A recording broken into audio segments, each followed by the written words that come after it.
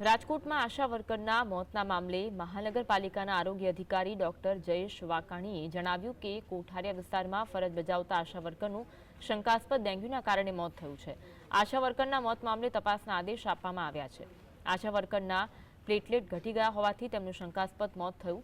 નયના મોલિયાની તબિયત ખરાબ હોવા છતાં મેડિકલ ઓફિસરે તેમને રજા આપી ન હતી અને ત્યારબાદ તેમની તબિયત લથડી હતી। મેડિકલ ઓફિસર ડોક્ટર યાસ્મીનને રજા ન આપતા તેમની વિરુદ્ધ કડક કાર્યવાહી કરવાની માંગ થઈ છે।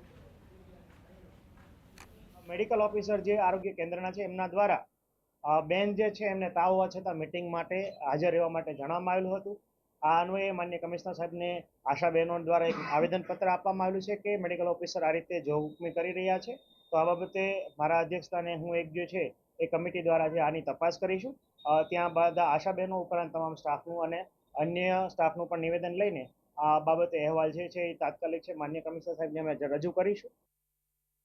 એને સતત રજા મૂકેલી હતી હોવા છતાં એની તબિયત લથડતી તો એને મીટિંગમાં હાજર રહેવા આક્ષેપ કર્યો, રજા લેવા માટે દબાણ કર્યું અને કે રજા ન આપી અને મીટિંગમાં જબરજસ્તી બેસાડવાનું કીધું કે ગોળી ખાઈને બેસો પણ તમને રજા તો નહીં જ।